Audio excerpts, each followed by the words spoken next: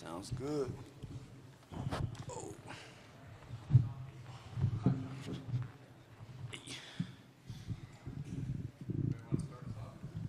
Hey, DeAaron, how you doing? Over here. I guess that is my question. How are you doing? And how's the health-wise? And I guess you got a hamstring now. And Yeah, I mean, I feel good. I felt like I could have played a little bit ago, but they're not letting me. So, we're taking it day by day, but I feel great. you feel like you'll be on the floor at some point during camp and preseason? They're just kind of. I don't think for preseason. I don't think I'll be ready for opening night. Well, I think I'm ready, but I don't have that expertise. But I mean, we go off of kind of how I feel, and like I said, I feel like I can go out there and play right now. I think the last time we talked to you was right before you went under the knife for the thumb thing. How did that go? And I guess you survived. Yeah, it went well. I mean, it's not in the way. And it's funny because I looked at pictures from a few years ago, and my finger was kind of like this anyway. So we're about at where I was. So the hand is no issue. A lot of people. Yeah, hamstring. Yeah, and when it happened, I'm like, I had never had a hamstring injury, so I didn't know what I was supposed to feel like. But like I said, right now I feel great. But just to be clear, you said they have ruled you out for opening night? Yeah, I don't think I'll be playing for opening night. I definitely won't be playing in the preseason. That's for sure. So, but we're playing by ear, and like I said, I feel like I can play right now. So. I imagine it's kind of frustrating in that you only got 5 games after the trade. You want to come back now. How do you feel, off the court, just settling into this whole system that this offseason has sort of moved towards that?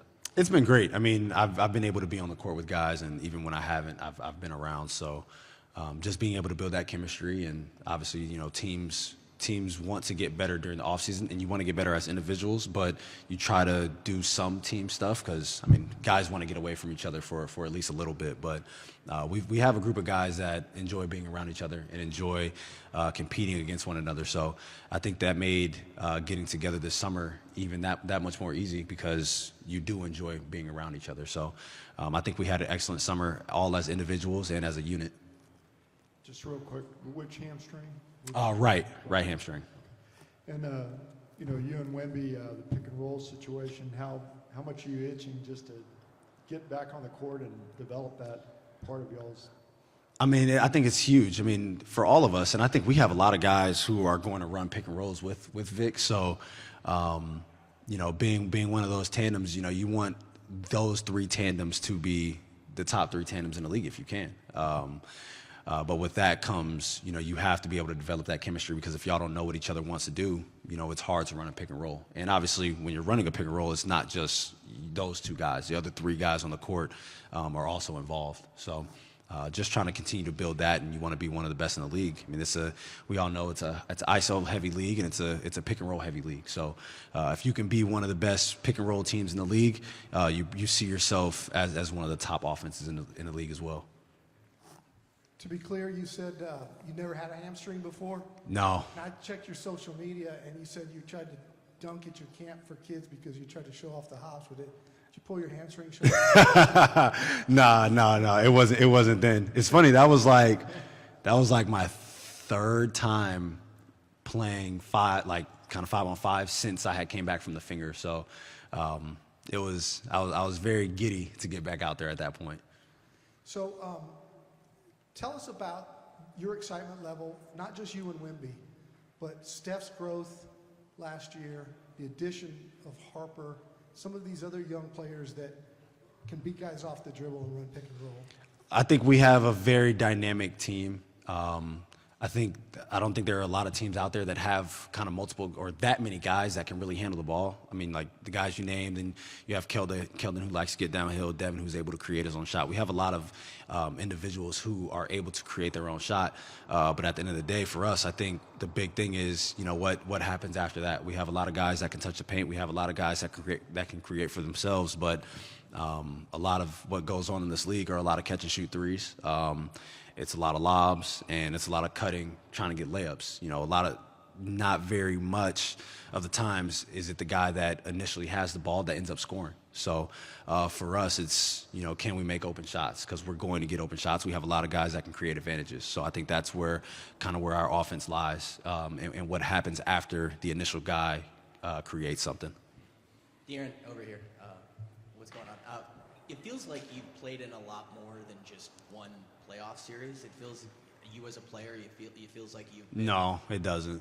Not you, it doesn't. No, it doesn't. But so from our standpoint, from a competitive standpoint, you look at the younger guys like Victor and Stefan Castle, how locked in those guys are at that age.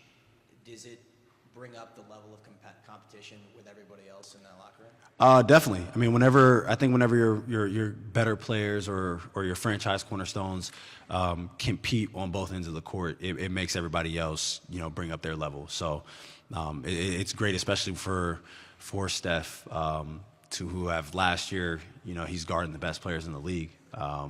Being able to do that your first year does nothing but give you confidence in knowing that you have the ability to do that night in and night out. And then obviously having Vic, who's, different defensively than anybody has, than we've ever seen, that also gives you confidence to be more aggressive as a defender. So for us, I think we have the youth, we have the athleticism to be able to try to turn teams over and get out on the break. And then it takes a little pressure off your offense if you're able to allow your offense to be fueled by your defense. I could sense a little bit of desperation to get to the playoffs in your voice there talking about? Yeah, definitely. Like I said, I played in playoffs once. Even another year where you have 46 wins in the West and you're the 10th seed, or we were 9, but we were tied for 10.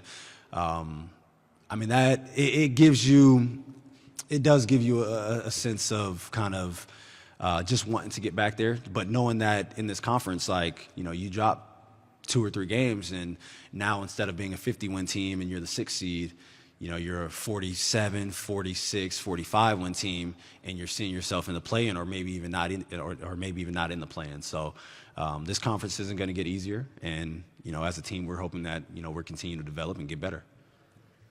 DeAaron, this summer before the injury, did you get a chance to run in workouts with Stefan and Dylan? No, so this is not with Dylan, but with Steph, yes, and with Vic, yes. And as much excitement as there is for adding Dylan and Stefan's growth, when we look at you, you're an established guy in the league, an all-star. And so do you look at this opportunity, first full year here, for this season to be a year in which you kind of help put your stamp on this team right there next to Wemby? Yeah, definitely. That was a big reason why I wanted to come here. I see the youth and the talent that they have. Obviously, you want to continue to develop that. And I think me being 27, I think you kind of expedite that process a little bit. But at the end of the day, this organization doesn't skip steps. So, we know that there will be growing pains. But at the end of the day, you would love to win while you have growing pains rather than, losing and trying to have moral victories. You want to win while still getting better as a team. Hey, DeAaron, over here. Can you talk about the additions to the coaching ranks of Sean Sweeney and Cornelius Williamson? How big is that for this team moving forward? Well, I didn't really know Cornelius that well, but with Sean, playing against those Dallas teams, just their philosophies were always a tough thing to get by.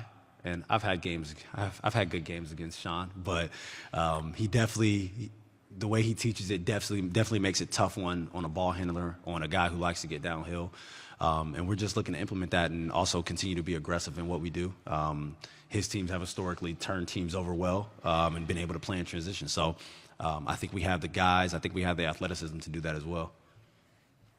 DeAaron, having arrived in February, the second half of last season, getting to watch Chris Paul kind of be the leader that he was vocally on the court, whatever it might be, do you see yourself, or what's that like for you now as probably the oldest guard, in that room?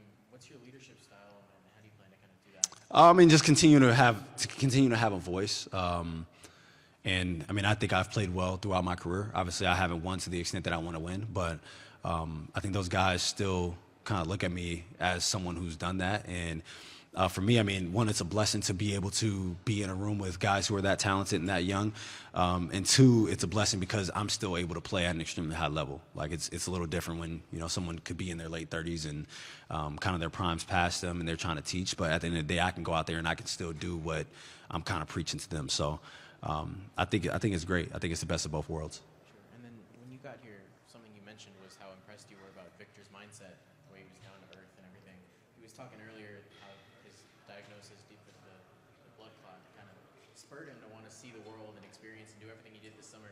What did you make about, you know, his response to that and the way he's kind of taken this injury and moved forward? I mean, I think it shows resilience. Obviously, we know the type of talent that he is, and I think people are learning the type of person that he is as well. But, I mean, for him, like, you know, that's something that, you know, knock on wood, can kill you.